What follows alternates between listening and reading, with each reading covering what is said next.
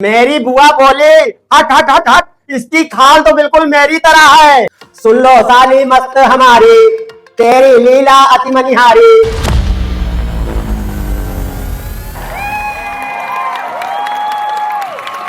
नमस्ते नमस्ते। तो अर्चना मैम, आपको तो लग रहा होगा ये शादी में से भागा हुआ कोई दूल्हा है। ऐसा बिल्कुल नहीं है मैडम, सबको सिद्धू के जैसे मत समझिए। लोग कहते हैं औरतों को जो समझ गए वो साधु बन गए, और जो नहीं समझे वो पति।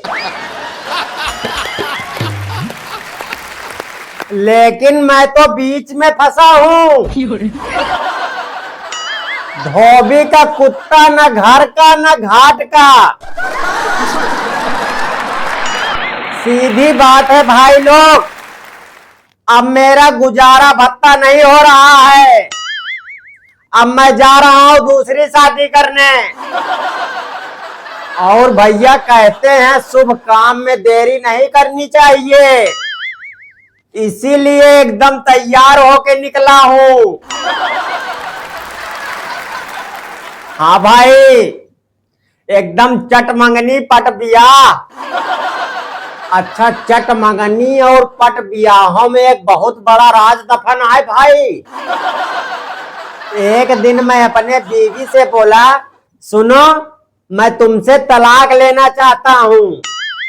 वो बोली, अरे मैं नहीं दूंगी तलाक। मैं बोला, क्यों नहीं दोगी तलाक? वो बोली, अच्छा बड़े चालाक बनते हो, मैं तुम्हें ठोक पीट कर इतना अच्छा पति बनाई और तुम कहते हो तलाक दे दूं।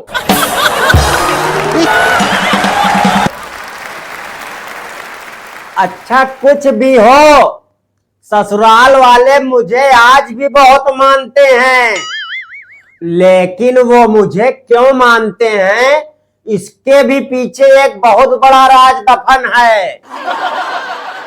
और ये राज वो है, इनको अच्छी तरह से पता है। यही वो एक इकलौता इंसान है जो हमारे घर के आंधी तूफान को संभाले हुए है। सोच रहा हूं जब ससुराल पहुंच ही गया हूं तो साली की भी बात कर ली जाए। भाई मुझे अगर कभी साली और घरवाली को नंबर देना पड़े तो मैं साली को 100 में से 90 नंबर दूंगा और घरवाली को सिर्फ 10 नंबर दूंगा। हाँ भाई, और इसमें भी एक बहुत बड़ा राज दफन है, और वो राज ये है कि साली हमेशा जूता छिपाकर पैसे मांगती है और घरवाले हमेशा जूता दिखाकर। सीधी सी बात है भैया, चोर चोरी भी करे और सीना जोरी भी करे। अच्छा, ससुराल से याद आया दोस्तों, मेरे ससुर जी ने मुझे दहेज में एक हेलमेट दिया। तो मैं बोला, क्या ससुर जी, मेरे पास तो बाइक नहीं है, तो फिर आप मुझे हेलमेट क्यों दे रहे हो?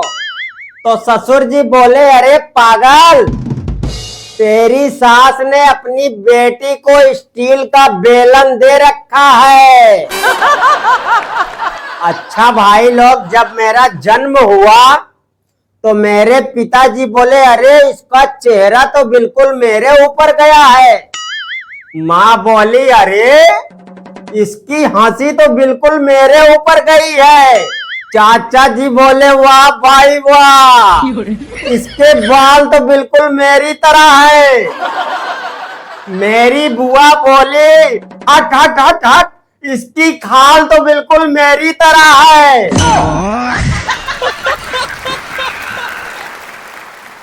और अब जब मैं बड़ा होकर कोई कांड करता हूँ तो पूरा खानदान मिलकर बोलता है, साला पता नहीं किस पर गया है। बीवी का दाम बढ़ गया, साली का दाम बढ़ गया, लेकिन माचिस का दाम आज भी उतना का उतना ही है। बीवी का दाम ऐसे बढ़ा कि अब शादियों में खर्च बहुत ज्यादा होता है। सालियां पहले जूता चुराती थी तो 2-4-500 दे के निपटा देते थे, लेकिन आज 10,000 में भी नहीं निपटती हैं। और आज भी माचिस का दाम क्यों नहीं बढ़ा जानते हैं? क्योंकि जलाने वाले का दाम कभी नहीं बढ़ता भैया।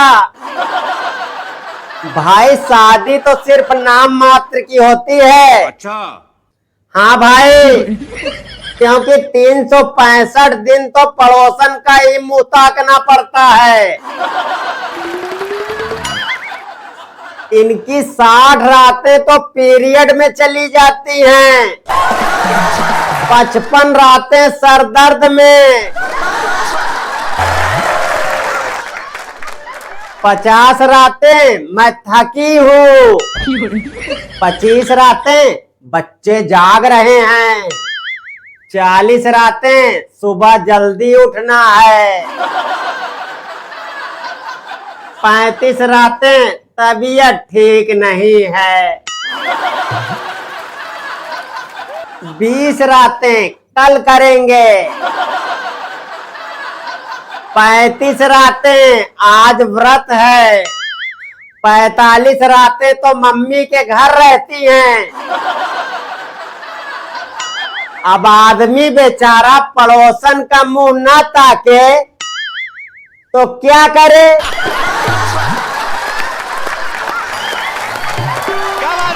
भाई हर आदमी के पास कोई न कोई पड़ोसी जरूर होता है, और मैं उन पड़ोसियों के लिए 2 लाइन कुछ कहना चाहता हूँ कि पड़ोसी पड़ोसी के काम आए बहुत अच्छी बात है। तकलीफ तो तब होती है जब पड़ोसी पड़ोसन के काम आने लगे।